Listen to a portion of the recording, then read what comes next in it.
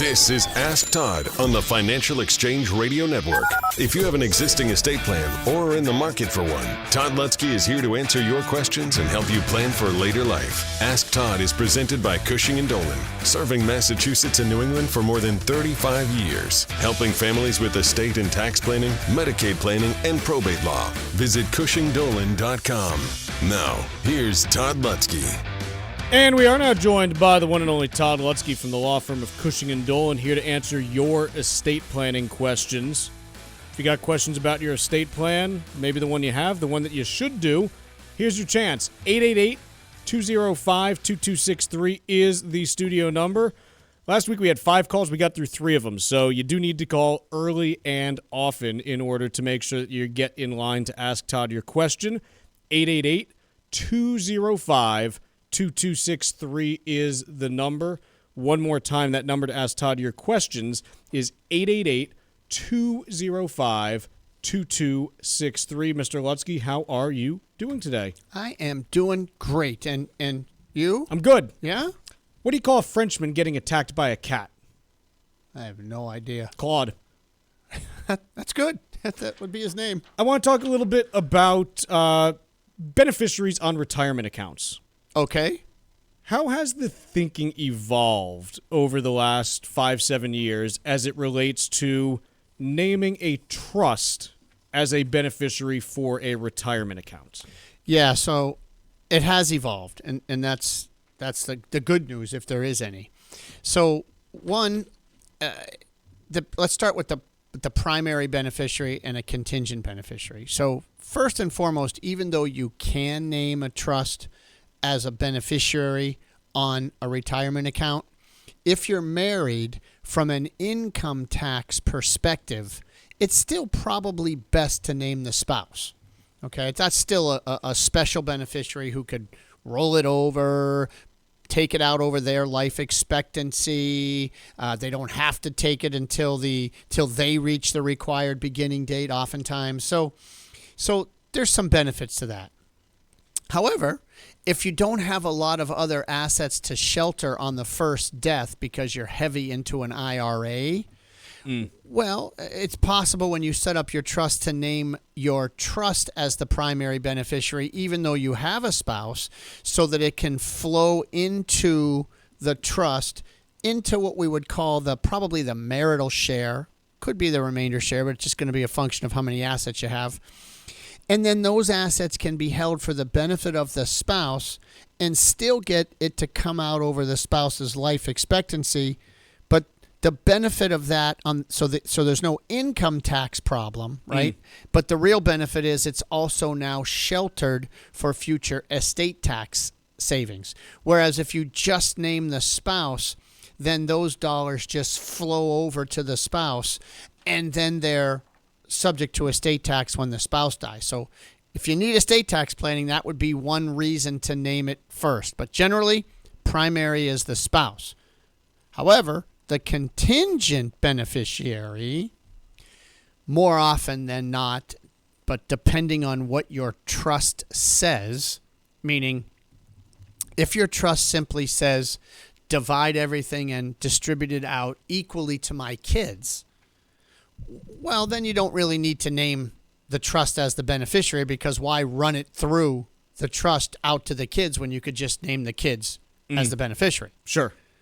But if your trust is designed to provide creditor protection, future divorce protection for the kids, maybe even generation skipping tax benefits to the grandkids, and there's a reason to hold things in trust, well, then, yeah, if you've got a large IRA, you don't want that going directly to the kids when it can be sheltered for them through the trust. So you would want to name the trust as the designated beneficiary in that point. Talking with Todd Lutsky from the law firm of Cushing & Dolan. Still got room at on the phone lines at 888-205-2263. That is the number to call to ask Todd your estate planning questions live on air right now. That number again is 888-205-2263. Again, we've got limited room there, so make sure that you're calling early in order to get your question asked. We are going to take a quick break now, but when we come back, it's going to be right to your questions with Todd. That phone number is 888 888-205-2263. One more time, 888-205-2263. Ask Todd with Todd Lutsky every Wednesday at 10:30, only here on the Financial Exchange Radio Network. You're listening to Ask Todd with Todd Lutsky on the Financial Exchange Radio Network.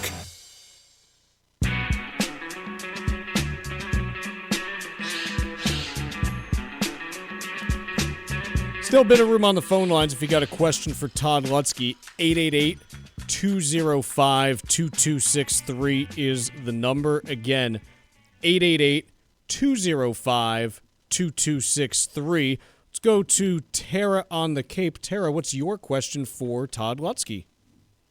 Good morning. Thank you. I have a question regarding 3 adult children and leaving a home, and one of them is on Social Security disability and would not have the judgment to manage a third of the household. Is there a way, without putting the pressure on the other 2 siblings, to manage this through either an executor, or how do you set up a trust when one really doesn't have the capacity?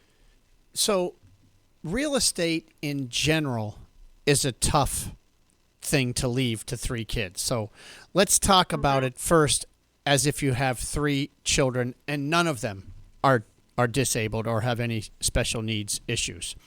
And then I'll mention how to do it with the special needs child.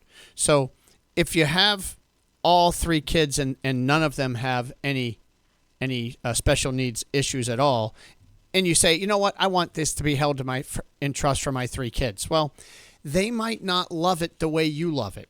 And you never know where they're going to be, where their head's going to be at, or where they're going to be geographically when you die, which could affect their interest in the property. So that's first and foremost. So what we do is we try to put language in our trust to prevent fighting over the property. So we want them to be treated equally. That's easy. And then you say the property itself will be sold unless all 3 of you want it. Now, the special needs child, to put that into play, might not have the ability to decide. So it would only be if the other 2 want it. I don't know that that child would have the ability. I don't know the cognitive impairment, if any, of that child. But if that child can participate in the vote, then please do that. So in that case, if they all don't, if they all want it, yeah, we're going to put it into 3 buckets and we're going to hold it in trust for these children. If anyone doesn't want it, then the ones who want it have the first right to buy out the interest of the ones who don't at fair market value, again, so the buckets will be filled equally. No one will suffer and no kids will be fighting because they all ended up getting what they wanted, either a portion of a house or money. So at least there's no fighting. So we first get past the no fighting part by determining who really even wants the property.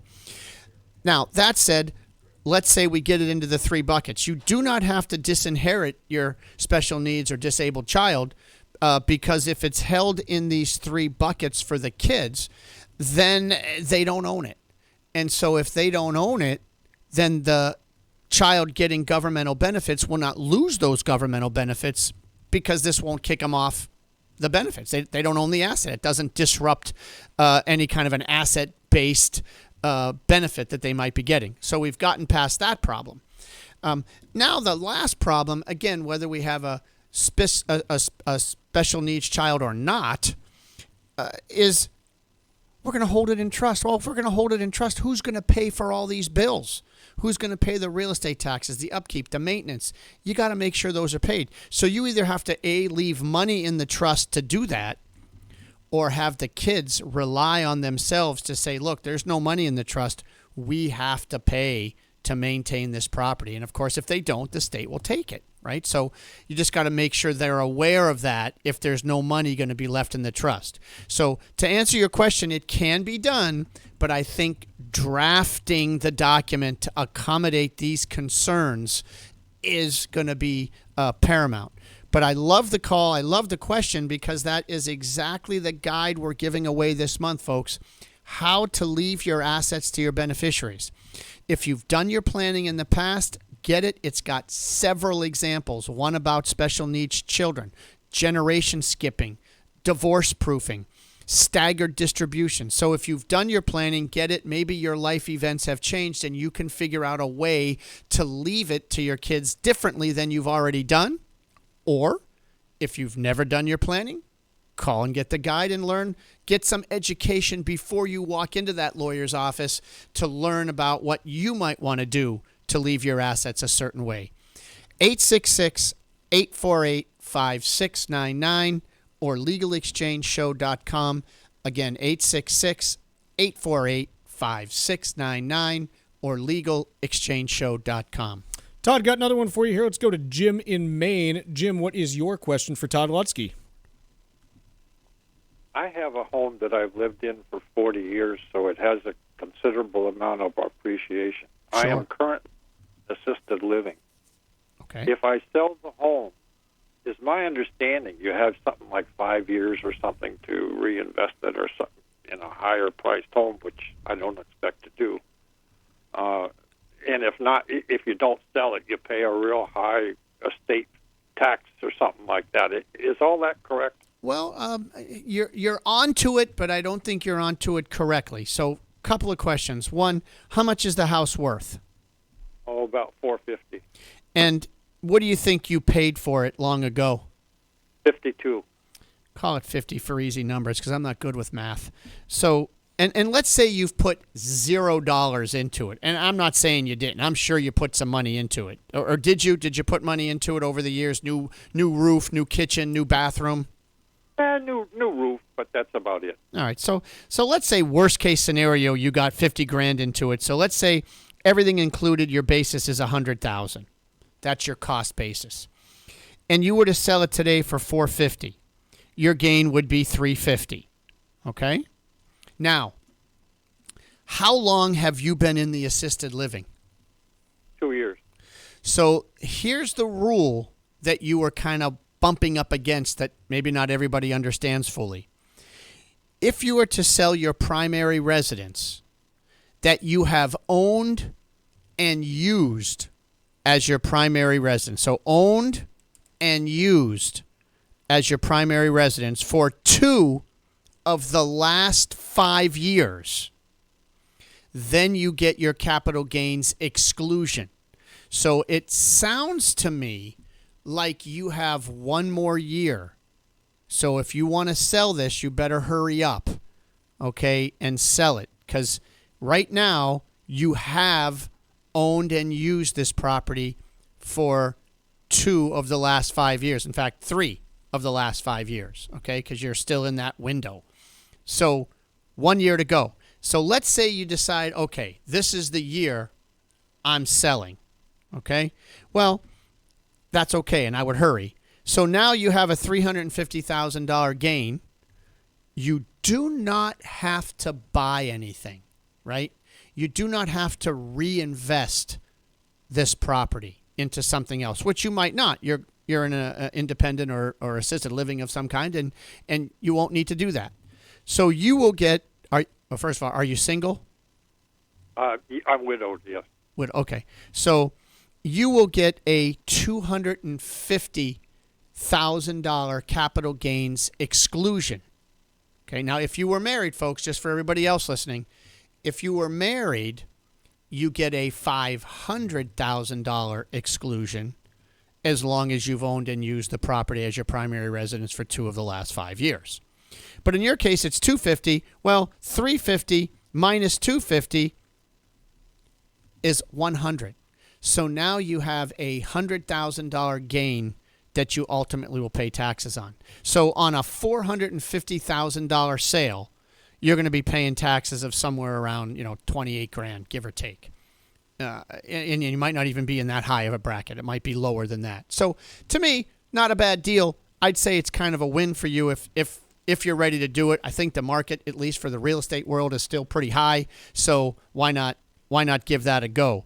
But that's a great question, folks, and it's very important that you understand the tax dynamics when you're making decisions about selling your real estate. Todd, we appreciate you joining us today. Thank you so much for the time. It's always a pleasure. Thank you. This has been Ask Todd on the Financial Exchange Radio Network. Ask Todd with Todd Lutsky has been presented by Cushing & Dolan, serving Massachusetts and New England for more than 30 years, helping families with estate and tax planning, Medicaid planning, and probate law. Call 800-393-4001 or visit CushingDolan.com. The views expressed in this segment are solely those of Cushing & Dolan. Armstrong Advisory does not provide any legal or tax advice. Please consult with your legal or tax advisor on such matters. Cushing and Armstrong do not endorse each other and are not affiliated.